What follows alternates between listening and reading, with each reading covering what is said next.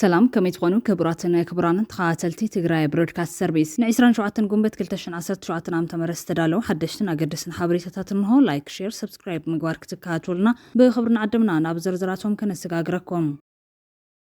بقدامنت واناوي ملختيم حمشاي كرمتي ابزسكح كحداسات كحلفو زقدر زلو قناتنا سقايم كبقع العلاونت كخبر نصوع ازن مقبار كل سبب زلو كقالسن حتت اب تقرانا زلو افل عليت حساب بسلامه منقد كتانا قدو نطلب صقع بلصقنا خونه شعبيه حسكا زقبر حدحداو متقاع نقام استراتيجيكاوي مصاعد تግራይ بحبراو مرዳት ጋር ዝውሰን مرዳ ክፍጠር ንምሕፀን ቀዳምነት ንሓድነትና ይኹን ትግራይ ብሮድካስት كاب إيروب زحقوس زينة تسمع لهم الزينة مستاب زواقرنا أفريقيا زرزلو بوليتيكا معبالتات كنا تسارن كلهم اشتيكو عن تخونه نهزب إيروب جنبوسن وون تخونه ن4 عامتات كتبيت أن حتوز ملسا مخان إذن قرزلهم بزلعنت مسزي من شعبية محازي خاص استراتيجيكاوي محازوس كوان مسخولو إيرتراوين ناوت تطمتاو تطويبال تباهيلو لهم تግራይ عدد ليا زواتات حيزاز ترفت كوينا كبل حلافي بحالين توريزمن تግራይ دكتور آتبها قبرزقابهير وعيسوم بخالي حبريتا مرحتي إرتران جونوسايد زبل نجار كسمعون كزاربون أيدولين يوم زبل ستالين قبر سلاسين أب أسمرا داقم يخير كم زلو عفليت له نزي بزرزر كندسو سوينام بخالي وجن لعل 350 تجارو أو وردات أجري كم استأثر تحبيرو لام أب قندر لهم عنتي كبير زت بحال متقعت كم استفدت أما تجاليت لام بخالي زينا بجبن جونوسايد حتى تكابزخون سبات حدا زخون جازدين مساي مكونن بقداي تجراي وطار خناتات قطيمو والله كاب وزاي يوكرين ترى قدي بمغيار رابع لروسيا جمرته متقعتي قتلاتنا بعد صاركان بحال جيتاچو سي بفطار تعالى مسلم الله تግራይ بصلاه تعالى مسلم الله دق زال زي اكم ذا مثلا عليتاو انتم كلات تتصميتكم كلهم ايرتراويان سريحنا اينا نعوتو زلنا سريحنا اينا نعوتو زلنا سريحنا اينا حقراو دحنتنا نرغاغط زلنا سريحنا اينا مشارختنا نعب زلنا بعلهم بعل هذا قال تقول ما أفنا أكيدنا صوم بلنا مزراب اللي حزبها من كحيلين حزب تجراي عين العلا كان ينال كاسي فدرال سراوي تازران بس أمر أخيان يركان تجارو عبد تاريخاوي عود فت إمامهم أبزع وانزيا تبايسنا نيرنا مسخنا نيركم حرمكمنا نيركم كابلو ونحن زبدلنا يا حماني بزح نصو قديفنا نحبار صلاينا نرأي إلهم نايب حكي تاريخاو عود فت إمامهم أبزي أنا نادا خبوم يدل مالد نزياتهم كالو تاقدس زبلناي معبالساتن كنكاف لكمينا حبراو زانحتكم سانيخون أب غوندر لهم عنتي كبير زتوالي متقعت كم استفزم تقاليتهم إذا متقعت استفزم سراويت مكل خالي إثيوبيا أبشد شل على تعززتو سقوم توسيد مستوى اليوم إذا متقعت أب غوندر حدش استو ردبت يدرس حامشاي كور غوندر كوماندر بلاي بزتباله نسعود تغز تفزم مخاني زنقار زولهم اتمتقعتك أو وقحت ساعة 10 حدا جميرو كم استولعي تقاليتهم بدوباوي أنفت كتما غوندر أبطغام عرفون فرتات يتدرس ركب برهالا استبهاله كم زعنوا أب كواويتات أدارون ماكسينتن دما بيت ماسرت سبيرو لعلي 7 أسرات نزاك قبر كم زخالة عدوق حبيرو لهم اتوقع بخلو جنبارات يغطل لكبلو وهابتك قال نايت عدوق صابتيبهم اللهم تنقي نايز حدش متقعت دما سرعت بلزقنا كتما غوندر زبقسو قدود حزباو سلفتات مغانو استقلت خينو تسلف دون تزيلو أبزخون أوان بوتان أدلاي سقومتات كنوسرينا قبل تاب قرباوان بدقف شعبيان أو حدا ما خلق تاخب زارتات جيروز بحال عدوفانو أفليتو لهم በጎንደር ከተማ በሁለት አቅጣጫዎች ብርቱ ውጊያ የተካሄደ ነው። የአማራ ፋኖ ብሔራዊ ኃይል በልዩ ኦፕሬሽን ጎንደር ከተማን በምስራቃዊ አቅጣጫ ንጋት ላይ ዘልቆ በመግባት የአብይ አህመድ ሰራዊት የመሸገበትን ቦታ በመስበር ከፍተኛ ኪሳራ ማድረሱን ለማወቅ ተችሏል። በጎንደር የአጼ ቴዎድሮስ አውሮፕላን ማረፊያ አቅራቢያ ብርሃላ በተባለ ቦታ የሚገኘውን የአገዛዙን ሰራዊት ምሽግ በመሰባበርም ወደ ከተማዋ መዝለቁን የቀጠናው የፋኖ ኃይል የዝግጁነት ክፍል ያገኘነው መረጃ ያመለክታል። በሽን የጎንደር ከተማን በሁለት አቅጣጫ ደቡባዊና ምስራቃዊ አቅጣጫ እንደዚሁም ደግሞ ጎንደር ዙሪያ ወረዳ ዋና ከተማ የሆነችውን ማክሰኝት ከተማን ዘልቆ በመግባት እንደዚሁም ደግሞ ሊቦከምከም ወረዳ አዲስ ዘመን ከተማን በተመሳሳይ ዘልቀን ሰብረን በመግባት ብርቱ አውደ ውጊያዎች እያደረግን ነው የምንገኘው። መሰኛ የበላይነት ውጊያዎች እየተደረጉ ነው የሚገኘው። በቀጣይ ሰዓታት የሚኖረውን ሁኔታ ለውጦች ካሉ የምናሳውቁ ነው ማለት ነው።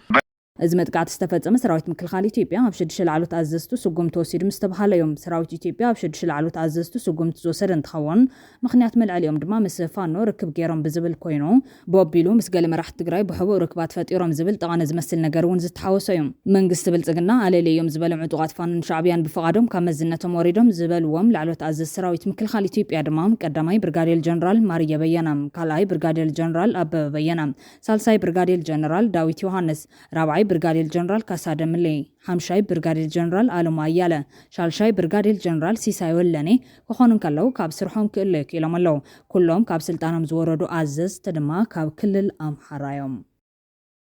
ብኻልእ ሓበሬታ ብዘላቕነት ምስ ዘየመን ሻዕብያ ተመሓዚኻ ስትራቴጂካዊ መሓዙት ክኾኑ ምስ ዝኽእሉ ኤርትራውያን ናብ ውጥጥ ምእታው ጠጠው ይበል ተባሂሎም ብዘላቕነት ምስ ዘየመን ሻዕብያ ተመሓዚና ኣለና ብዝብል ሰላም ድሌይትን ስትራቴጂካዊ መሓዙትን ክኾኑ ምስ ዝኽእሉ ኤርትራውያን ዝርአ ዘሎ ተኸናም ሕማቕ ናይቲ ፖለቲካ ውድብን ደጋፍቱን ካብ ዝግለጽሉ ሓደ ኣብነት ዝብል ንቐፌታ ዘቕርቡ ተጋሩ ናይ ጸላኢን ዓርኪ ጸላኢን ኣይ ዝብል ብግዲ ጸላኢ ናይ ምግባር ስልቲኦም ዝኽተል ዘለዉ ክብሉ ድማ ወቒሶም ኣለዉ ብርጌድ ንሓመዱ ሓዊስካ ንትግራይ ዝጎድእ ህቃንን ትልምን ክሳብ ዘይብሎም ምስ ፌደራል መንግስቲ ኢትዮጵያ ይሰርሕዮም ብዝብል ጥራሕ ጸላት ምግባር ዓብዪ ሓደጋ ዝብል መጠንቀቕታ ዝህቡ ዞም ወገናት ክሳብ ሕዝቢ ዘሎ መልክዕ ጽምዶ ብዓይኒ ጉጅለታት ስልጣን ተለኪዑ እምበር ብዘላቒ ረብሓ ህዝቢ ትግራይ ተኣሚቱ ዝግበር ዘሎ ኣይኮነን ክብሉ ገሊጾም ኣለዎም ኣብዚ ጉዳይ ፀቒጡ ሓሳቡ ዘንጸባረቐ ወልደ ጊዮርጊስ ገብረ ህይወት ሓንቲ ደጋጊሞም ዘልዕድዋ ክትዕላም በዓል ብርጌድ ንሓመዱ ምስ መንግስቲ ኢትዮጵያ ኮይኖም ንሻዕብያ ክወግቦም ከለው ብትግራይም ክሓልፎም ትግራይ ዓውደ ኩናት ክገብርዋ ኣይንፈቅድን ዝብል እዩ ዝብል ብምዃኑ ብምዝኽኻር ንብርጌድ ንሓመዱን ካልኦት ኤርትራውያንን ስለ ዝተራገምካ ዘናኣስካ ወዘተ ዕቡድ ቆለ ፌደራል መንግስቲ ኩናት ካብ ምውላዕ ኣይትቕይሮን ብስሩ እውን ብርጌድ ንሓመዱ ወላዒ ኩናት ኮይኑ ፌደራል መንግስቲ ከም ሓጋዛይ ዝኾነሉ ኩነታት የለን ኣብ ዝተፈጠረ ዕድል ክሕወሱ ይኾኑ እምበር ንሱ እውን ኣብ ልዕሊ ሃገር ኤርትራ ዝህሉ መትከል ኢትዮጵያን ተተስማዕሚዕዎም ኢሉሎም ከም መፍትሒ ዘቐመጦ ድማ ኩናት ጠጠው ክብል ዝኽእል ወይ ጉዳት ኩናት ኣብ ትግራይ ክቕንስ ዝኽእል ዓንፃዓንፅወን ህዝቢ ምጭፍጫፍ ዝቕንስ ኣብ ትግራይ ዘሎ ሓይልታት ናብ ክልቲኡ ወገን ከይተፀንበሩ መንጎኛ መትከል እንትሕዙ ጥራሕ እዩ ኩናት ተላዒሉ ብትግራይ ክሕለፍ ይኽእል እዩ ግን ከምቲ ምስ ሻዕብያ ተፃሚድካን ምስ ብልፅግና ተፃሚድካን ትገብሮ ውግእ ክፉእ ይኸውነን ምናልባሽ እውን ካብ ዝሓለፈ ተማሂሮም ብወገኖም ንምስላፍ ኣብ ውድድር ዝኣትውሉን ጉዳት ዝቕንስሉን ስትራቴጂዮም ክኽተሉ ክብል ኣገንዚቡሎም ኣብ መወዳእታ ድማ ንበዓል ብርጌድ ንሓመዱ ቦሎ ዝብል ዘለዎ ኣካላት ትግራይ ማእኸል ኩናት ከይትኸውን ኢልና ኢና ዝብልዎ ቀልዲ ገዲፍኩም ሻዕብያ ሓድሽ መሓዛና ስለ ዝኾነ ተቃውሞ ከይበዝሖ ትንፋስ ውድብና ምስላዊ ሻዕብያ ዝተተሓዘ ኢልና ስለንኣምን እዩ ኢልኩም ብግልፂ ውግዖም እዚ ስልቲ ግን ኣብ ከይዲ ትግራይ ኣይ ካብዚ ኣይ ካብቲ ከም ዝገብራ ፍሉጥ እዮም ስኢልካ ክሕለፉ ዝግቦም ሓይልታት ብግዲ እናጎተትካ ጸላኢ ክኾኑ ይግበረሎ ክብል ኣጠንቂቑሎም ብርጌድ ንሓመዱ ምስ ትግራይ ዘለዎ ምሕዝነት ከም ዘለዎ ቀኒዩ ሻዕብያውን ምእንቲ ዓርሱ ክብል ንሕወሓት እንተሓብሒቡ ብድምር ተጋሩ እዮም ዝኸስቡ ነይሮም ጽባሕ ሻዕብያ እንተኽሒድኩም ድማ ምክሓድ እውን ኣይቐርን እቶም ነባራት መፋተውቲ ትግራይ ዝኾኑ ግን ምስ ተጋሩ ከይተቃያየሙ ይቕጽሉ ማለት እዩ ነይሩ ዝበለ ወድለ ጊዮርጊስ ኣብ ትግራይ ዘሎ ገዛ ፖለቲካ ግን ከም ፖለቲካ ሻዕብያ ውዕልታት ዘይፈልጥ ካብ ኩን ላዕሊ ድማ ረብሓ ህዝቢ ዘይገድሶ ስለ ዝኾነ ሻዕብያ ዝጸሎ ክጸልእ መከራ ረኺቦም ዘቕርቦም ወርትዕ ድማ ኩናት ክነቕሪ ዝብል ምዃኑ ኣገራሚ ይገብሮ ኢሉሎም ብኻልእ ወገን ትግራይ ዓዲ ደልያ ዞባታት ሒዛ ዝተረፈት ኮይና ክብል ሓላፊ ባህልን ቱሪዝምን ትግራይ ዶክተር ኣጽብሃ ገብረ እግዚአብሔር ወቂሶም ምረቓ መጽሓፍ ሳባውያን ወኣጋዝያን ሓላፊ ባህልን ቱሪዝምን ትግራይ ዶክተር ኣጽብሃ ሊቀ ጳጳስ ቅዱስ ፍሬምናጦስ ኣባ ሰላማ ካሳቴ ብርሃን መንፈሳዊ ኮሌጅ ብፁዕ አቡነ ዮሐንስ ሳልሳይ ኣምባሳደር ጸጋይ በርሃን ዕዱማ ተጋይሽን ኣብ ዝተረኸቡሉ ተሳሊጡሎም ኣብቲ ምረቓ መጽሓፍ መደረ ዘስምዕ ሓላፊ ባህልን ቱሪዝምን ትግራይ ዶክተር ኣጽብሃ ገብረ እግዚአብሔር ትግራይ ዓዲ ደልያ ዞባታት ሒዛ ዝተረፈት ምዃና ብምግላጽ ቃንዛ ናይ ዞም ጀጋኑ ኣባላት ሰራዊት ትግራይ ንምሕዋይ ብዲያቆን ጋዜጠኛ ካሕሳይ ዝስርሑ ዘለው ስራሕትን ኢዶሎም ዲያቆን ጋዜጠኛ ካሕሳይ ንልዕሊ 15 ዓመታት ዝደኸመሎም ክልተ መጽሓፍቲ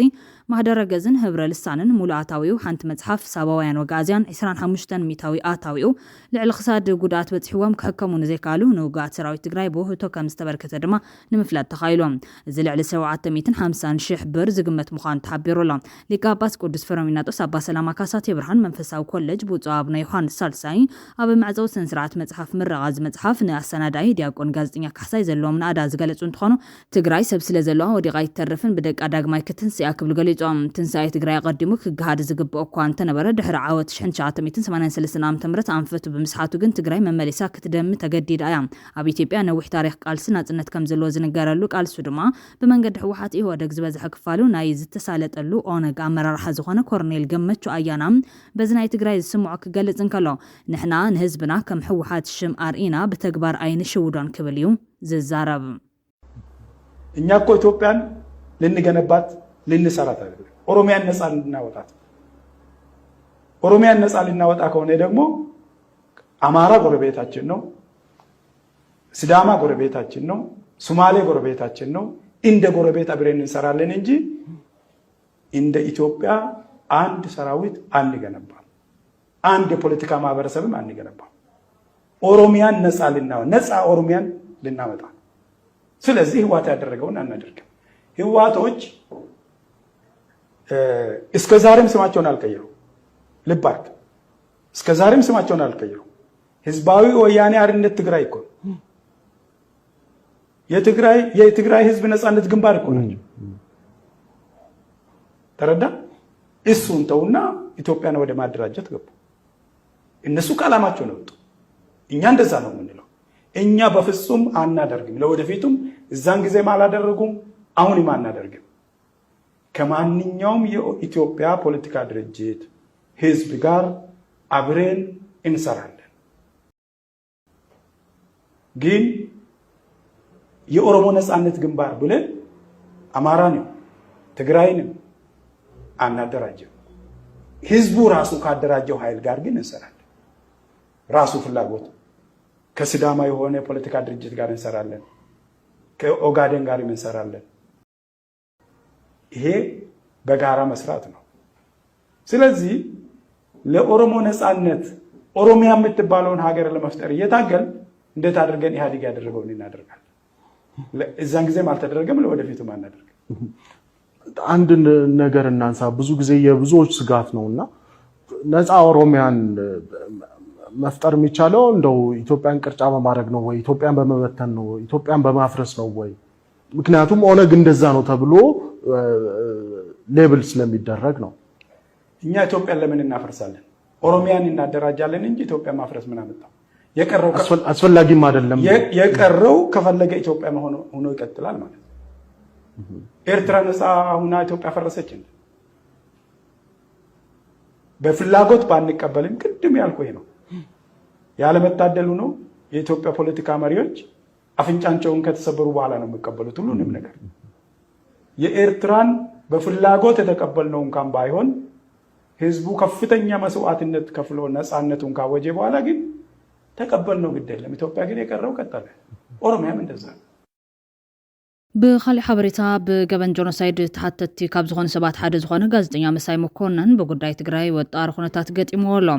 ብኻሊእ ሓበሬታት ኣብ 2008 ዓ.ም 95 ህዝቢ ኢትዮጵያን 5 ሚልዮን ህዝቢ ትግራይ ከጥፍእ ዝፀውዕን ፃውዒቱ ሰሚሩ ኣብ ልዕሊ ህዝቢ ትግራይ ጆኖሳይድ እንትፍፀም ኣብ 2014 ዓ.ም ተጋሩ ከካብ ገዝኦም ናብ መዳጎኒ ቦታታት ክውሰዱ ዝፀውዕን ብስቃይ ሞትን ሕማምን ብዙሓት ተጋሩ ገበነኛ ዝኾነ ጋዜጠኛ መሳይ መኮነን ብዛዕባ እቲ ክልተ ግዜ ዝፈፀሞ ገበን ወጣሪ ሕቶታት ቀሪብሉ እቲ ጭካና ኣብ ልዕሊኡ ክፍፀም ከም ዘይደሊ እዩ ተዛሪቡ ዘሎ።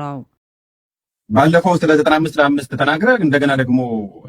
ከለውጡ 2 ዓመት በኋላ 2021 ላይ ስለ ኮንሰንትሬሽን ካምፕ የጃፓንን ምሳሌ ሁሉ ወስደ ተናግረ ነበርና ከመጀመሪያው ስህተት አልተማርክም ወይስ ሁለተኛ ያንን ጽሁፍ እንደዛ እንድትጽፍ ግልጽ የሆነ ጽሁፍ እንድትጽፍ ያደረገ ምክንያትስ ምንድነው? የጦርነቱ ስሜት ቢሆን በዛ ደረጃ ያስኬዳል ወይ? ምን ነበር በወቅቱ የነበረው መሳይ? እንግዲህ ምንድነው ሁልጊዜ አንድ አባባል አለ፣ ስጋ መሬት ላይ ወድቆ ለምን አፈር ነካው ይባላል። አብዮት ውስጥ ትገባለህ፣ ቀውጢ ነው ነገሩ። ግራና ቀኝ የምታስብበት የምታሰላስልበት ነገሮች ብዙ ጊዜ ማይኖሩበት፣ ለማሰብ ነገሮችን በርቀት አስበህ ውሳኔ ልደርስ ማትችልባቸው ነገሮች ይኖራሉ። ልክ ነው ማለት ይግናል። በወቅቱ ግን ይሄ ጽሁፍ ሲጻፍ ሞቲቭ ምን ነበረ ነው? እኔ ከኔጌቲቭ ለትግራይ ህዝብ ካለ ኔጌቲቭ ሀሳብ ተነስቼ አይደለም። ምክንያቱም ጦርነቱ የትግራይ ህዝብ ቀጥተኛ ተሳታፊ እንዲሆን ተደርጓል። አንድ ሎጂክ ላምጣ። ዛሬ ላይ ሆነን ከፋኖ ጋር መንግስት ግጭት ውስጥ ስለገባ አዲስ አበባ ላይ ያለውን አማሮች ሁሉ ሰብስቦ ለራሳቸውም ጥቅም ስለሆነ እንዲሁም ደግሞ ተጠርጣሪ ስለሆኑና ፋኖ ስለሚሸሽጉ ተሰብስቦ ኮንሰንትሬሽን ይግቡ የሚል አንድ ሰው ቢል እና መንግስት ያንኑ ሎጂክ ቢጠቀም ምንድን ነው የሚሰማ? አይ ሁለቱ በአንድ አይነትም አይደለም። መነሻቸውም የሁለቱ የትግራይ ህዝብ ጋር የተደረገው ወይም ከህወሓት ጋር የተደረገው ጦርነትና አሁን እየተደረገ ያለው ጦርነት አንድ አይደለም። በባህሪውም በመልኩም በአፈጣጠሩ ያኔ የነበረው አሁን አማራ ህዝብ የሚያደርገው ትግል ተመሳሳይ ስላልሆነ አሁን ይሄ እንዲህ ቢደረግ ልክ ነው አይደለም የሚለው እኩል በሚዛን ላይ ተቀምጦ ፍርድ ልሰጥ አትችልም። አሁን ያገዛዙ ቀጥታ ህዝብ ላይ ነው፣ የሆነ ፓርቲ ላይ አይደለም እየተኮሰ ያለና ትግራይ ሕዝውን ናብ ግጭት እንታትያ ካብ ትግራይ መሬት ንምውራድ ክብል ንሳልሳይ ግዜ ናይ ጥፋት ወፍሪ ካብ ምእዋጅ ንድሕሪት ከም ዘይብል ዘመነሉ ጋዜጠኛ መሳይ መኮነን ኣብ ቀረባዋን ምስ ጀነራል ተስፋይ አያሌው ኣብ ዝነበሮ ሚስጥራዊ ዝርርብ እቲ ልዕሊ 1 ሚልዮን ህዝቢ ትግራይ ምህላቁ ከኣምን ዝተሰምዐ ኮይኖም እቲ ጀነራል ግና ኣብ ትግራይ ዝተቐተለ ሰብ የለን ተዝቕተል ነይሩ ዝኹሉ ሰብ ኣይመተረፈን ዝብል መደምደምታ ቀጻሊ ንትግራይ ዘለዎ መደብ ብንጹር ዘመልክትዮም ካብ ኢሮብ ዝሕጉስ ዜና ተሰሚዖም እዜና ምስታብ ዘዋቀርና ኣፍሪካ ዝረዘሎ ፖለቲካዊ ምዕባለታት ክንነጻጸርን ከሉን እሽተይ እኳ እንተኾነ ንህዝቢ ኢሮብ ግን ብውስን እውን እንተኾነ ን4 ዓመታት ክትጽበዮ ዝጸንሐ ሕቶ ዝመለሰ ምዃኑ እዩ ዝንገር ዘሎ ካብ ዝሓለፈ ሰሙን ጀሚሩ መንጎ ኤርትራን ኢትዮጵያን ፍቕራ ሓዘልን ንዕቐት ዝተሓወሶን ናይ ቃላት ኩናት ክስማዕ ጀሚሩ ኣሎ ብድሕሪ እዚ ድማ ነገራት ሕዚ ብፍጥነት እዮም ዝቀያየሩ ዘለዉ መንግስቲ ብልጽግና ብዝገርም መንገዲ ዲፕሎማስያዊ ምትዕጻፍ ክገብር ጀሚሩ ኣሎ እዚ ንምግባር ግዜን ኩነታትን ዝጽበ ዝነበረ ይመስል ስትራቴጂካዊ ሕቶ ኣፍ ደገ ባሕሪ ኢትዮጵያ ንመመላስ ሂዝወፀን ካርድ መዚዝሎ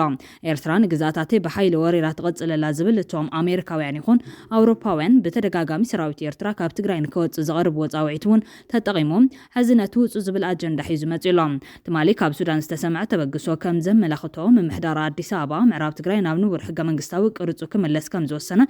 ዘመላኽት ክኸውን ይኽእል እዮም ተመዛበልትን ስደተኛታትን ተጋሩን ኣብ ዝቕጽል ሓደ ወርሒ ናብ መረበቶም ዝምለስሉ ኩነታት ብምፍጣር ብሸነኽ ሱዳን ኢትዮጵያ ውሕስ ኩነታት ክትፈጥር ዝደለየት ትመስል ናይ ፖርት ሱዳን ጉዕዞ ድማ ነዚ ጉዳይን ካልእን መዕለብ ንምግባር ዘኽእል ኩነታት ምስቲ መዕቆቢ ስደተኛታት ተጋሩ ዝኾነ መንግስቲ አልቡርሃን ካብ ኢትዮጵያ ዘድልዮ ሓገዝ ክረክብ ብምግባር ምን ተረብሓኻ ተገላባቢጥካ ሓድሽ ኣሰላልፋን ምሕዝነትን ብምፍጣር ንስትራቴጂካዊ ባህግኻ መብጽሕ መንገድታት ምስፋሕ ዝብል ክኸውን ይኽእል እዩ ዝብል ግምት እናወጽ እዮም መንግስቲ ፌደራል ነተን እንተጋሩ ናይ ህልውና ጉዳይ ዝኾነ ጉዳይ ግዛእታዊ ሓድነትን ተመዛበልትን ናብ ንቡር ንምምላስ እቲ ካብ ውሽጥን ደገን ሓኒቑ ሒዝዎ ዝነበረ ተጻውታት ጋልዩ ብፍላይ ነቲ ስትራቴጂካዊ ሕቶ ባሕሪ ሒዙ ምስ ዓለም ንምድርዳር ንግዛታት ትግራይ ወሪሩ ሒዙ ዝቕጽል ዘሎ ኤርትራ ካብ ላዕላውነተይ ኣይወፅን ኢሉ ብምእዋጅ ስጉምቲ ዝወስደሉ ኩነታት ክፍጠር ዝተቃረበ ይመስል ኣብዚ ግዜ እዚ ተጋሩ ኣብ ምውፃዕ ጡቓት ኣምሓራ ፀቕጣት ክገብሩ ምቹ ኩነታት ተፈጢሩሎም ሻዕብያ ነቲ ካብ ኢትዮጵያ ዝመጽ ዘሎ ደመና ኩናት ናይ ትግራይ ሓይሊ ከይሕወሶ ብዝብል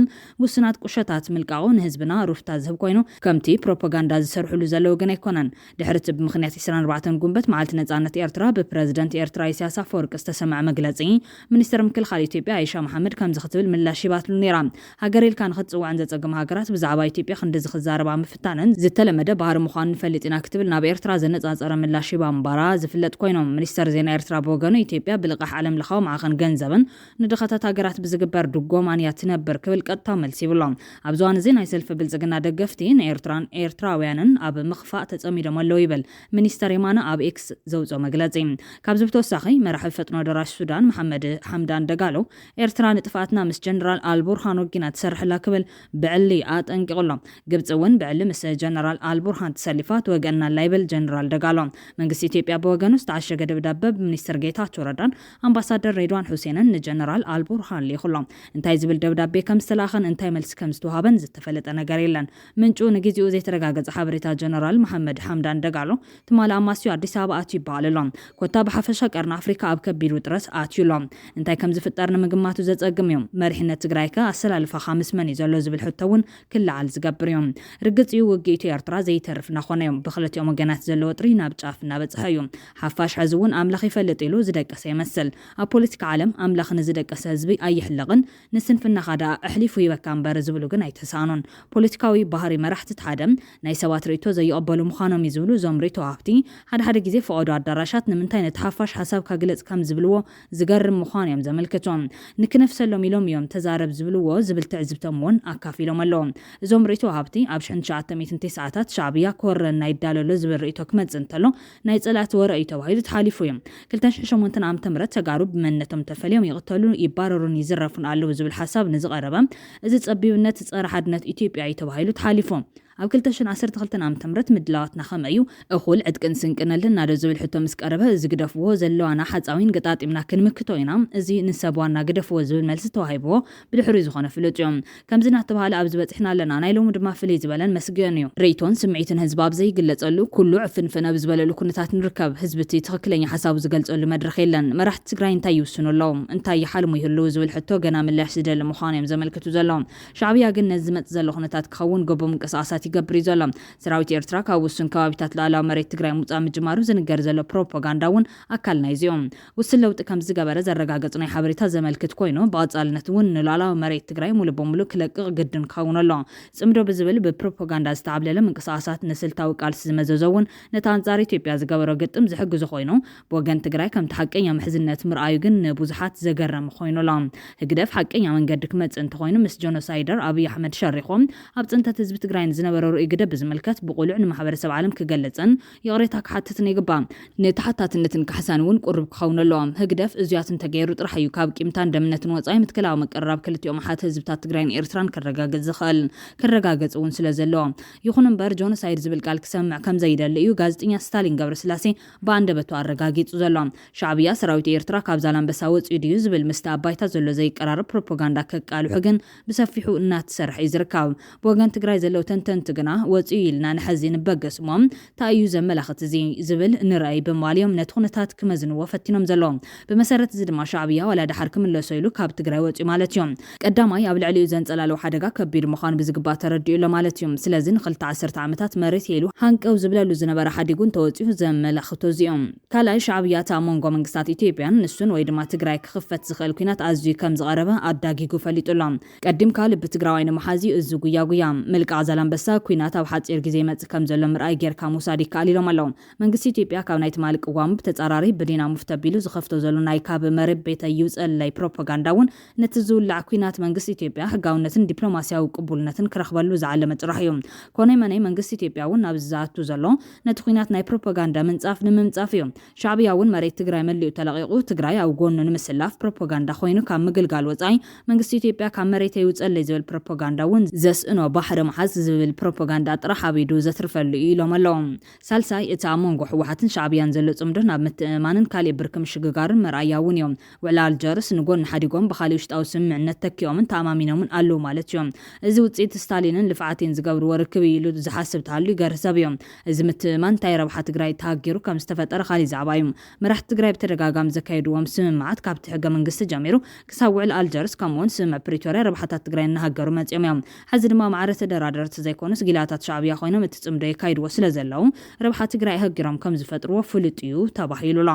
ረብዓይ ሻዕብያ መሬት ትግራይ ለቂቑ እንትወፅእ ምስ ትግራይ ምትእማን ንምፍጣርን ልቢ ትግራዋይ ንምስራቅን ሓሲቡ ዋላ እኳ እንተኾነ ብዘይ ቅድመ ኩነት ክገብሮ እዩ ተባሂሉ ግን ዝሕሰብ ኣይኮነን ብውሕዱ ተለቂቖምዎ ዝወፁ ዘለው መሬታት ብሰራዊት ኢትዮጵያ ከም ዘይተተሓዙ ወይ ሰራዊት ኢትዮጵያ ናብ ዞም ቦታታት እዚኦም ከም ዘይሰፍር ካብ ዳሕወሓት ውሕስና ረኺቡሎ ማለት እዩ እዚ ሰራዊት ኢትዮጵያ ናብ ዶባ ትግራይን ኤርትራን ተወርከ ይብል ዳሕወሓት ተስማዕሚዖም ስለ ዘለው መንግስቲ ኢትዮጵያ ምስ ሻዕብያ ኩናት ተኸፊቱ ትግራይ መንጎኝነታ ዘስእን ጥራሕ ዘይኮነስ እቲ ኩናት ብደቡብን ምዕራብን ትግራይ ጀሚሩ ዝኽፈት ሜዳ ኩናት ድማ ሙሉእ ንሙሉእ ትግራይ ክኸውን ተወዲኡሎ ማለት እዩ ብልጽግና ንሻዕብያ ብዓፋር ክገጥሞ እሞ ትግራይ ግን ዳሕራይ ክምለሰክ ዝብል ስልቲ ከም ዘይኽተል ፍሉጥ እዮም ዛላንበሳ ንምብጻሕ ብመቐለ ምሕላፍ ግድን ዝብሎ እዩ ክብሉ ኣጠንቂቖም ኣለዎም ሓምሻይ ብወገን ዶባት ትግራይ ኣቢሉ ናብ ኤርትራ ዝግበር ወገነ ምትራፍ ሻዕብያ መሬት ትግራይ ንምልቃቕን ኣብቲ ሰራዊት ትግራይ ብምግባርን መከላኸሊ ቦታ ባፈር ዞን ይፈጥር ተሃልዩ እዚ ናይ መጀመርያ ብርኪ እዮም ካልኣይ ብርኪ ብትግራይ ኣቢሉ ናብ ኤርትራ ዝግበር ኩናት መሊኻ ምትራፍ ተኮይኑ እቲ ስትራቴጂ ዝሓዝካዮ መሬት ትግራይ መልቃቕ ጥራሕ ዘይኮነስ ኣብ ትሕቲ ወረርቲ ሓይልታት ዝርከብ መሬት ምዕራብ ትግራይ ኣብ ትሕቲ ቁፅር ሰራዊት ትግራይ ምግባር ግድን ክብሎ እዩ ብምዕራብ ትግራይ ኣቢሉ ናብ ዶባት ኤርትራ ዝጽጋዕ ሰራዊት ኢትዮጵያ ከይህሎ ስለዚ ሰራዊት ሻዕብያ መሬት ምልቃቕ ጥራሕ ዘይኮነስ ምዕራብ ትግራይ እውን ኣብ ትሕቲ ቁፅር ሰራዊት ኤርትራ ከኣቱ ናይ ባዕሎም ግደ ክጻወቱ ይኽእሉ እዮም እዚ ምንታ ትግራይ ዝግበር ኣይኮነን እዚ እንትግበር ምስ ካልእ መጻምዶም ፋኖ ክፍጠር ዝኽእል ጎንፂ ጥሙት እዮም ሻዕብያ እንዳሕወሓትን ፋኖ ነስማዕሚዑ ብሓደ ሓዝዎ ብሓደ ብኡ ዝኽፈተ ንግንባር ኩናት ዕፀው ላይ ክብሎም እውን ይኽእል እዩ ኢሎም ኣለዎም ሓፈሻዊ ኩነታት ትግራይ ኤርትራን ኢትዮጵያን እዚ ኮይኑ እቲ ካብ ኢሮብ ዝወፀ ዘሐጉስ ዜና እውን ኣካል ናይ እዚኦም ንልዕሊ 4 ዓመታት ተዓፂድ ዝነበረ ስሩዕ መንገዲ ዓዲግራት ዶሃን ተኸፊቱ ስሩዕ ግልጋሎት ምሃብ ጀሚሩ ኣሎ እዚ ምዕባለ ንህዝቢ ኢሮብ ንግዜኡ እውን እንተኾነ ካብቲ ኮሊሉ ዝኸደ ዝነበረ መንገዲ ብመኪና ብናይ 3 ሰዓታት ንውሓት ግዜ ዝሕፅርን ኣብ ገንዘብን ድኻምን ኣወንታዊ ውፅኢት ዘለዎ ምዃኑ ዘሐጉስ ዜና ኮይኑ ኣሎ ሻዕብያ ዓይጋ ካብ ዝበሃል ናይ ኢሮብ መሬት እውን ውሱን ናይ ቦታ ለውጢ ገይሩሎ ናብ ከተማ ዛላንበሳን ትንሳገር ድማ እታ ከተማ ሕዝውን ሙሉ በሙሉ ኣብ ትሕቲ ስርዓት ኣስመራ ከም ዘላን ንልዕሊ 4 ዓመታት ድማ ግልጋሎት መብራህቲ ባንኪ ትካላት ጥዕና ይኹን ካልኦት መሰረታዊ ግልጋሎታት ወሃብቲ ትካላት ኣብታ ከተማ የለን ኣብታ ከተማ ዘሎ ህዝቢ ድማ መዞም ግልጋሎታት ኣይፋለጥን ብምዃኑ ድማ ሰራዊት ኤርትራ ካብ ዞባ ምብራቕ ትግራይ ወፂኡ ተባሂሉ ኣብ ማሕበራዊ ሚድያ ዝውዛዕ ዘሎ ወረ ኣብ መሬት ዘየለ ምዃኑ ካብ ነበርቲ ተኸባበር ረጋጊፅና ኣለና ሰራዊት ኤርትራ ንዝሓለፈ 4 ዓመታት ወሪሩ ካብ ዝሓዘ መሬት ትግራይ ብፍላይ ዞባ ምብራቕ ትግራይ ሕዝውን ከም ዘይወፀን ናይ ቦታ ለውጢ ምግባሩ እቶም ነበርቲ ይገልጾም ንኣብነት ኣብ ወረዳ ኢሮብ ጣብያታት እንዳልጌዳን ወርዓትለን ሙሉ በሙሉ ኣብ ትሕቲ ሰራዊት ነይረን ሕዝውን ለውጢ የለን ጣብያታት ዓሊተንን ዓገር ለኾማን ብኸፋል ኣብ ትሕቲ ወራር ሰራዊት ነይረን ሕዝውን ዝተፈለየ ነገር የለን ሕዚ ግን ብሽም ጽምዶ ኣብ መሬት ዘየለው ሓቅታት እናተወዝዑ ኣብ ተስፋን ስጋትን ይነብሩ ምህላዎም እቶም ነበርቲ ምስክርነቶም ሂቦም ተጋሩ ነዚ ኣንሽቶ ምንቅስቓስ ከም ዓብዪ ዓወት ከወዓውዕዎን ከለው ከም በዓል ኣብርሃ ገብረ ዝኣመሰሉ ናይ ህግደፍ ናይ ፕሮፓጋንዳ ክንፍታት ድማ ሰሪሕና ኢና ንዕወተልኩም ዘለና በማል እቲ ኣብ ውሽጢ መሪሕነት ትግራይ ዘጋጥም ምግምማዕ ኮነ ሕዚ ዝግበር ዘሎ ምንቅስቓስ ብናይ ሻዕብያ ቅምራታት ይካየድ ከም ዘሎ ዝገልጹ በዓል ጻድቃን በዓል ጌታቸው ሲ ብፈጣሪ ተኣለዩ ይመስሎም ኣሎ ካብ ትግራይ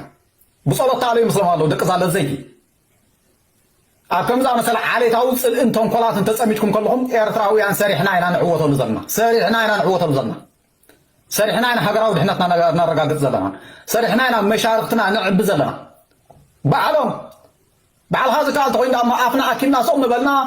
ምዝራብ የለ ህዝብኻ ምንቃሕ የለ ንህዝቢ ትግራይ ኣይነልዕለካን ኢና ኢልካሲ ፈደራል ሰራዊት ኣብ ዛላንበሳ ምራኸያ ነርካ ተጋሩ ዓብ ታሪኻዊ ዓወት ፈጺሞም እዮም ኣብዛ እዋን እዚኣ ተባይስና ነርና መፂኹምና ነርኩም ሃሪምኩምና ነርኩም ካይበሉ እወ ንሕና ዝበደልናዮ ኸማን ይበዝሕ ንሱ ገዲፍና ናይ ሓባር ጸላኢና ንርአ ኢሎም ናይ ብሓቂ ታሪኻዊ ዓወት ፈጺሞም እዮም ኣብዚ ኣነ ንኣዳኽቦም ይደሊ ማለት እዩ ከምኡ ስለ ዝበሉ ጥራይ ግን ተመን ጻድቃን ተመን ጌታቸው ካብ ትግራይ ተጻዓሩ ካብ መንግስቲ ስጋብ ታራሰብ ኤርትራዊ ኣብዚ መስርሕ እዚ ተጸሚዱ ንህዝቡን ንናይ ጎደቦ ህዝብታትን ስለ ዘንቀሐ ውዲት ጸላተ ስለ ዘፍሸለ ዝተበጽሐ ዓወት ሱቕ ኢልና ይኮንና በጽሕና ሱቕ ንበል ኢትዮጵያ ትጠረፍ ጎብለል ትኹን መሊሳ ህዝቢ ተጋጊ መሬትን ህዝብን ኢትዮጵያ ገፍጊፋ ትጠቐመሉ ንሕና ሱቕ ንበል ባዕላ ክትፈርስ دا بعلا فرزة أنت على الحديد بعلا فرز بلدية زت بالحزبي كيف نزلت مسحبته إثيوبيا زل الحزب حزكاس بعلا تفرز بعل هيلا رفعنا ونتركب نايلب كم زي كنا يوم كأمن جميع رمزلهم اسمه سيزن هي ولا مالت مفتاح سجى من ديا مفتاح سجى ميوم سوى إساسون تخونه نحن ون نقبلها مفتاح سجى من ناس لزخونة تيو حق زي خلي تأمر يقول حز زلا ذا صمدة تبهل إساياس وحيد تموصل لامو نتاوحيد مملسي تقراوي زي حزق من الأساس زي خل تقراوي يدليو تقارون وحيد مثلنا لامو نتاوحيد نمملس بدحرينا زوق عنا حيل سلازين دلي متمار تدلينا عيل ناينا ناتو زلا زيادة الرغبة نازل لامبر نايب حق جنيون زخنه منقستات بدن بتراخيوهم نايكلتيو زغو ተጋሩ ነዚ ኹነታት ልቢሎም ከስተብሉ ዝምዕዱ ሓው ናይቲ ኣቦ ቃልሲ ኻላውያነ ትግራይ ዝኾነ ስሑል ገሰሰ ዝኾኑ ወላድግና ኩሎም እንስሳታት ይለምዱ እዮም ተመንግና ለሚዶ ይፈልጥን እዩ ሻዕብያ ማለት ንተጋሩ ተመን ማለት እዩ በመዋል ኩሉ ነገር ብምስትባል ክግበር እዮም ዝምዕዱ ሻዕብያ ብተግባር ተደጋጋሚ ርኢና ኢና ትግራይ ንምጥፋእ ሕወሓት ንምጥፋእ ዘይገብሮ ጻዕሪ የለን ሕዩን ዘይገብሮ ጻዕሪ የለን እዛ ንፋስ እዚኣ ኸይንረክብ እኳ ተኸሊፈ እየ ዝበለኮ እዩ ሻዕብያ إذا تحساسب هذه زلوا مراحي مستقراي مصيو حالنا تفطيرون تقراي يتقميو الكان مفعل بفص ايكا ايخون ازي انا اندي تابتمن مرزي يقولون الكا افوت حز يكالو ايكا سلازي من الشعب خير كان نتقراي يتقم صراح خسرح الكا حساب عشنتي شنكيون ما تشجر كاس مفتيح بجزاء خاجريفكا ناقوله يتمخال يزلس بخالي حبريتام مرحتي إرترا جونوسايد زبل نجار كسمعون كزربنا يدلينهم زبله ستالين قبر سلاسين عباس مرا داقمي خيد كم زلا فليتهم ቅድሚኡ ግን ልዕሊ 350 ተጋሩ ኣብ ወረዳ ጸገዴ ከም ዝተኣሰሩ ተሓቢሩሎም ብሓፈሻ ኣብቲ ቦታ ዝርከብ ትግራዋይ ይህደን ከም ዘሎ ጋዜጠኛ ወልደ ምህረት ገዛኢ ሓቢሮም ጉዳይ ህዝቢ ምዕራብ ትግራይ ተረሲዑ ዘሎ ወቅቲ ድማ ሞት ይቕጽለሎም ጋዜጠኛ ኪዳነ ማርያም ብርሃን ኣብ ዘርጉ ሓበሬታ ድማ ሕዚ ኣብ ሕንጻጽ ዘለኹ ማእኸል መዕቆብ ተመዛበልቲ ሕንጻጽ ብሰንኪ ሓይልታት ጽንተት ካብ መረበቶም ዝተመዛበሉ ሰላማውያን ተጋሩ መዓልታዊ ጥሜት ሕማም ሞት ዘተኣናግድሉ ዘለዉ ምድራዊ ሲኦል ኮይኑሎም ድሕሪ እቲ ዝተፈረመ ስምምዕነት ሰላም ጥራሕ ኣብቲ ማእኸል 308 ተመዛበልቲ ብሰንኪ ጥሜት ዝወለዶም ጸገማትን ህይወቶም ሲኢኖም እዮም ሕዚ እውን ጥሜት ዘሰኮኖም ጽማይ ዝሰዓሮም ሕማማት ዝተባረይዎም ብርክት ዝበሉ ተመዛበልቲ ሞት ኣብ ዝባኖም ኣዘንቢዩ ዝፈረሰ ሰማይ ደግፎም ይሓድርሎም ብቕልጡፍ እንተዘይበፂሕናሎም በብዕለቱ ሬሳታት ምቁፃር ኣየቋርፅን ኣብዚኣ ዕሽሽ እንተልና ጽንተቶም ንክቕፅል ፍቓድ ምሃብ ማለት እዩ ክብል ዘጠንቀቕ ኮይኖም ብህፁፅ ንብፅሐሎም ነድሕኖም ናብ መረበቶም ንመልሶም ዝብል ጻውዒት ድማ ኣቕሪቡሎም ዩክሬን ዝተራቐ ቅድብ ምቕያር ኣብ ልዕሊ ሩስያ ጀመረቶ ምጥቃዕ ትቐፂላቶላ ድሕሪ እቲ ብሰንበት ዝገበረቶ ብስልኳ ድሮናት መዕርፎ ነፈርቲ ኩናት ምጥቃዕ ናብ ሎም ዘውግሕ ዝወፀ ዜና ከም ዝሕብሮ ድማ ቀንዲ መተሓላለፊ ወታደራዊ ቀረብ ሩስያ ዝኾነ ናይ ክሪምያ ድልድል ብትሕቲ ማያት ብዝተፃወደ ተፈንጃሪ ነቲ ዓንዲ ናይቲ ድልድል ዓነ ወቢሉ ምህላው እዩ ኣብ ኢስታንቡል ቱርኪ ኣጎላጉል ኮይኑ ዘሎ ዝርርብ ክልቲአን ሃገራት ንዩክሬን ጥራሕ ዘይኮነ ንሩስያ እውን ካብ ተወሳኺ ውርደትን ዕንወትን ከገላገላ ከም ምዃኑ የመን ሰላማውያን ዩክሬናውያን ብዘይኣበሶም ዝጥበስሉ ዘለው ኩናት ወራር ሩስያ መግቲ እንተዘይረኺቡ ዓለማዊ ቅልስ ክዕድም ዝኽእል ናይ ኑክሌር ምሽሩባብ ከስዕብ ይኽእል እዩ ሩስያን ሓይልታት ኣብ ምልክት ሕቶ ዘቱን ንድኹም ጎንታታት ዘቃልዕን እናኾነ ብዝመፅእ ዘሎ ባዕላ ዝወልዕ እቶ ኩናት ካብ ታሪኻዊ ውርደት ንምግልጋልን ካልእን ሓያልን ዝሕወሳሉ መንገዲ ንምፍጣር ብልሓት ናብ ምዕራባውያን ትብለሉ ኩነታት ክፍጠር ይኽእል እዩ ኣብዚ ኩሉ ተወሳኺ ዕንወትን ቅድሚ ምእታዋ ግን ነዛ ሕንጫል ዩክሬን ክትጎብጣን ከተስግዳን ከምዘይትኽእል ኣሚና ብድርድር ክትዓፅዎ ዘገድድ ኣይመስል ናይ ዩክሬን ናይ ደቂቕ ኦፕሬሽን ዓመትን መንፈቕን ምድላው ግን ብፍላይ ንተጋሩ ዓብዪ ትምህርቲ ዝኸውን እዮም ዩክሬን ኣዝዩ ዕውት ዝበሃል መጥቃዕቲ ኣብ ልዕሊ ሩስያ ምፍፃማ ዓለም ሙሉእ ዝዘራረበሉ ዘሎ ዛዕባ እዩ ዩክሬናውያን ግን ሙሉእ ዓወት ክሳብ ዘይተጨበጠ እቲ ኩናት ኣይተወደአን ዝዓይነቱ ቅዋም ከም ዝሓዙ እዩ እቲ ኩነታት ዘመላኽት ዘሎ ነዚ ብመንፀር ትግራይ ዝተመልከቱ ተጋሩ ኣብ ዘስፈርዎ ፅሑፍ ድማ ከምዚ ዓይነት ዕውት ዝበሃል ውፅኢት ዘለዎ ኦፕሬሽን ንምስላጥ ዓመትን መንፈቕን ናይቲ ኦፕሬሽን ምሽጥር ምሕላው ሙሉእ ፍልጠትን ዓቕምታት ካዋዲድካ ዋሂድካ ናብ ሓደ ዕላማ ብምዋል ኣብ ከምዚ ዓይነት ዕንወት ኮንካ እውን መሪር ትዕግስቲ ዝሓትት ምድላው ኣማራፂ ዘይብሉ ኣማራፂ ጌርካ ምውሳድ ከም ዝሓትት ግልፂ ይገብሮም ንጹር ስትራቴጂን ዕላማን ምስ ዘለወካ ህልውናኻ ናብ ሓደጋ ሕቶ ዘእተወ ፀላኢኻ ክንዲ ዝገዘፈ ይግዘፍ ውዒልካ ሓዲርካ ክትፋረዶን ዋጋ ክተኽፍሎን ከም እትኽእልን ዝሓዘ ቅዋም ደጊሙ ደጋጊሙ ክሓስብን ንዓኻ ከጥፍእ ዝሃቀንላ መዓልቲ ክረግማ ግድን ይገብሮም ኮነይ መነይ ንሕና ተጋሩ እውን ዝከኣለና ኩሉ ከፊልናን እናኸፈልናን ኣብ ዘለናይ ምዕራፍ ዝበፅሕና ኣለና ኩናት ማለት ብጥይት ጥራሕ ዘይኮነስ ብጭቡጥ እናረና መፂና ኣለና ፖለቲካን ዲፕሎማስን ዳርጋ 95 ሚታዊ ኩናት ከም ዝሽፍኑ ግን ውሕዳት ሰባት ኢና ጠሊቕና ንፈልጥ ፖለቲካ ትግራይ እውን ናብ ዋጋ ዕዳጋ ምእታዊ ኩሉ ነገር ክዛብዓን ክትሓላለኽን ገይርዎ እዮም ንኣብነት ትግራይ ገጢማ ዘሎ ጭቡጥ ናይ ፖለቲካ ውድቀት ስትራቴጂክ ውድቀት ጥራሕ ዘይኮነስ ረብሓን ዕጫን ትግራይ ናብ ሓደጋ ዘእተወ ናይ ኣሰላልፋ ለውጢ እውን እዮም ንረብሓ ትግራይ ውጊኑ ዝተቓለሰ ሓይሊ ትግራይ ንዘፅነቱ ሓይልታት ዓቕሚ እንተኾኖም እዚ ናይ ኣሰላልፋ ለውጢ ጥራሕ ዘይኮነ ቅድሚ ዕረፍቲ ናብ ዝተናሓናሕቲ ሽቶ እናቆፀረ ዝነበረ ኣጥቃዒኻ ድሕሪ ዕረፍቲ ምስ ኣሰልጣኒኡ ስለ ዝተባሰን ኣሰልጣኒኡ ከም ፈርጉሰን ንቤካም ጫማ ወሪሩ ስለ ዝሰሓቱን ተበሳጩ ናብ ባዕሉ ሽቶ ክቆፅር ዲሕ ክብል ከሎ ምርኣይ ማለት እዮም ቤካም ድሕሪ ዕረፍቲ ናብ ናይ ባዕሉ ጋንታ ሽቶ ክቆፅር ዲሕ ኢሉ ንምባል ግን ኣይኮነን ናይ ትግራይ ፖለቲከኛታት ግን ከምኡ ዲሕ እንትብሉ ምዕዛብ ንውርን ልሙድ እናኾነ ይመፀሎም ትግራይ ሓድሽ ቅዲ ፖለቲካ ትጠልበላ ፖለቲካ ሄልካ ምጅማር እውን ነውሪ ኣይኮነን ኢሎም ኣሎ ኣብ ጉዳይ ኩናት ሩስያ ዩክሬን ብዙሕ መስዞታትን ምዕባለ ወታደራዊ ኢንዳስትሪታትን ይዝረአ መፈተኒ ሳይንስን ቴክኖሎጂን ይኮይኑ ዘሎ ከማና ጨፍጫፍ ወዲ ሰብ ኣይኮነን ልዑል ፖለቲካዊ ኢኮኖሚያዊ ጠለብ ዓበይቲ ሃገራት ውድድር ምዕባለ ኣፅዋርን እዮም ብሓፈሻ ዩክሬን እያ ትሕዘን ኣብ ናይ ውክልና ጦርነት ሸሚሞማ ሕዚ ክትድግፎን ክትቅፅለሉን ዘፀግም ኩነታት ኣላ ትማሊ ኣብ ላዕለዎት ሰብ ኢኮኖሚን ፈጠራን ምህርትን እትስራዕ ሃገር ነይራ ምዕራባውያን ርጉማን መዝሓል ጥይት ሶቪየት ገይሮማ ሩስያ እንትኾነ ቀሊል ዘይበሃል ዕንወትን ድቀትን ክበፅሓ ገይሮም ዝብሉ ዞም ወገናት እቲ ኩናት ካብ ዘይተረፈ ግን ዩክሬን ክትጥቀመሎም መሳርሕታት ብወፃኢኦምን ኣጠቃቅሞምን ቀለልቲ ዝኾኑ ዓይነታት ድሮን ኣገረምቲ እናኾኑ እዮም ኣብቲ ናይ ሰንበት ናይ ድሮን መጥቃዕቲ ሩስያ ቢልዮንስ ዶላር ዘኽሰረም እተን ዝተፈላለዩ ዓረራት ክሽከማ ዝኽእላ ክሩዝ ሚሳይላት ተኮስቲ ቱ95 ቱ22 ናይ ዓለም መፍራሕትን ነዊሕ ርሕቀት ተጓዓዝትን ነፈርቲ ከይተረፈ እዩ ዕንወት በፂሕዎን ሩስያ ስርዓተ ምክልኻል ሰማይን ምድርን ባሕርን ዘለዋ ካብ ዓለም ካብ ኣሜሪካ ቀፂላ ብወታደራዊ ኢንዳስትሪ እትልል ሓያል ዓዲ ደጊማ ነብሳ ክትፍትሽ ዝገብር ስርሒት እዩ ተፈፂሙ ክብል እዮም ዝገልጹ ዩክሬን ዝተጠቐመትለን ድሮን ካምካዝ ኮይነን ሞዲፋይ ዝተገበራን ኣናሽቱ ከባቢ 10 ኪሎ ሜትር ጥራሕ ዝጓዓዛ ተሸከምቲ ተቓፃሊ ፈንጂን ከም ምፅሓፍን ምዝራብን ቀሊል ኣይኮነን ንፉዓት ኢንጂነርስ ዘወሃድዎ ስርዓት ምቁፅፃር ፅሩይ ካሜራ ሞተርን ባትርን ጂፒኤስ ሞጁ ሞጁል ፈንጂ ናይ ምሽካም ዓቕምን ስራቐ ናይ ስለላታት መስርሕን ዝሓዛየን ኣብ ፈለማ ኮንቴነር ጻዕና ተሰሓብቲ ናይ ጽዕነት መኪና ይመዳልዮም ኣብ ላዕላይ ክፋሉ ነዘናና ኣሽቱ ድሮን ዝሓዘ ሓድሽ ክፋል ተሰሪሑ ብሪሞት ሲግናል ክዕዘን ክኽፈትን ዝኽእል ፍሉይ ላሜራ ኮይኑ ብኻሊ ናይ ሩስያ ስለላ ድሮናት ክኸሽፍ ዘይኽእል እዮም ኣብ ታሕቲ ድማ ብስርዓት ዝተተኸለ ዓበይቲ ባትርታት ኣሎም እዘን መኻይን ኣብ ዝድለ ቦታታት ናይ 10 ኪሎ ሜትር ርሕቐት ምስ በጽሓም እዘን ድሮን ቻርጅ ገይረን ተበጊሰን መጥቃዕትን ትፍጽማ ናብ ምድሪ ዝቐረበን ዝሓፀረን ርሕቐትን ስለ ዝኾነ ናይ ሩስያ ስርዓት ምክልኻል ሰማይ ብእዋኑ ዓጸፋ ክወስድ ይከኣሎን ዓብዪ ዝበሃል ዕንወት ድማ ተኣናጊዶም እዚ መልክዕን ውፅኢትን እቲ ኩናት ዝቕይሮ ኣይኮነን እምበር ዓብዪ ወታደራዊ ዓወት እዩ ዩክራይን ናይ ኩሎም መጥቃዕትታት እንትርአ ብሓፈሻ ብኣንጻር ዓለም ለኻዊ ጂኦፖለቲካን ኢኮኖሚን ኮይኑ መጥቃዕትታት እውን ኣብ መን ብዙሕ ቀተለ ዘይኮነ ኣብ ወታደራዊ ዕላማታትን ሓፈሻዊ ልዕልናን እዮም ክሳብ ሕዚ ዩክራይን ከባቢ 20 ሚታዊ መሬት ተመንጢላ 29 ጂዲፒ ቀኒሳ 10 ሚልዮን ህዝባ ተፈናቒሎም 30 ሚታዊ ህዝቢ ተመጽዋት ኮይኑ 8000 ወታደራዊ መኪና 4000 ታንኪ 175 ነፈርቲ ውግእ 35 መራኸብ ሓዊሱ ካሊ ኢንዳስትሪን መሰረተ ልምዓትን ዕንወት በፂሕዋ እዩ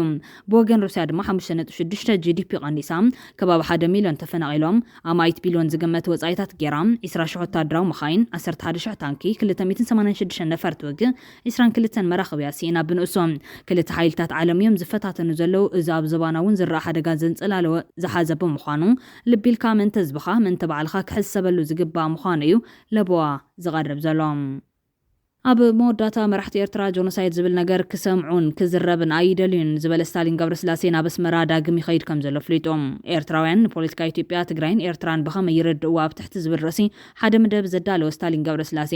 መራሕቲ ኤርትራ ጆኖሳይድ ዝብል ነገር ክሰምዑን ክዝረብን ኣይደልዩን እዮም ዝብል ኮይኑ ብኻሊእ ገጽ ድማ ምስ ኣብይ ኣሕመድ ኮይኖም ንትግራይ ብምውራሮም ጣዕሳ ከም ዘለዎም ይዝገልጽ ናይ ስታሊን ናይ ትማሊ መደብ ኣረስቲ ገልቢጥካ ስታሊን ፖለቲካ ኤርትራን ህግደፍን ብኸመይ ይርድኦም ኢልካ እንተዝጽሓፍ ሻዕብያ ኣብ ትግራይ ወራር ብምክያድ ከም ይጣዓስ እኳ ዳኣስ ኣብዚ ዓመት በዓል ናጽነት ኣብ ዘስማዕ መደረ ኣብ ኢትዮጵያ ዘሎ ስርዓት ፌደራሊዝም ኣብ ትግራይ ፖለቲካዊ ሕጽቦ ኣካይድና ብናይ ምሓራት ተሓሳስባ ብዜግነታዊ ፖለቲካ ክንትከኦ ፈቲና ግን በኒኑ ክብል ልክዕ ከምቲ ንፕሪቶርያ ተኸሊፍና ክብል ዝገለጹ እዩ ዝርከብ መራሕቲ ኤርትራ ጆኖሳይድ ዝብል ነገር ክሰምዕዎን ክዝረብን ኣይደልዩን እዮም ዝብል ኣዘራርቦም ሓቀኛ ስምዒትና እንዳሃግደፍ ዝገልጽ ኮይኖም ኢሳያስ ጆኖሳይድ ዝበሃል ሓሶት እዩ ክብል ከም ዝኸሓዶ የርስዓን ዝኾነ ኮይኑ ስታሊን ገብረስላሴ ናብ ኣስመራ ዳግም ይኸይድ ከም ዘሎ ኣፍሊጡሎም ሻዕብያን ተጠፊኡ ወያነ ይጠፍእ ህወሓት ይጠፍእ ማለት እዩ